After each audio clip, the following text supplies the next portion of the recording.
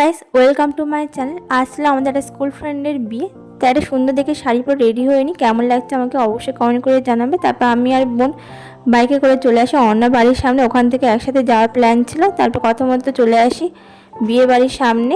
এসে দেখি যে ও বিয়েতে বসে পড়েছে। তারপর সিঁদুর দানও কমপ্লিট হয়ে যায়, নতুন লাইফটা এখান থেকে স্টার্ট হয়ে যায়। এখানে এসে একটা নতুন জিনিস দেখলাম যে মণ্ডপের সামনে খাট সাজানো ছিল ফুল দিয়ে। তারপর আমি একটু গল্প করছিলাম বসে বসে। তারপর কফি খাচ্ছিলাম। এই ভাইটা আমাদের জন্য সবার জন্য কফি এনে দিচ্ছিল। খাওয়া দাওয়া করে একটুখানি কনের সাথে ফটোও তুলে নিলাম সব বন্ধুরা মিলে। তারপর পকোড়াও খেয়ে নিয়েছি। এখানে পকোড়া কাউন্টারে এত ভিড় পড়ছে, অনেক স্ট্রাগলের পরে এইটুকু পকোড়া পেয়েছি। তারপরে ফুচকা খেতে চলে আসি।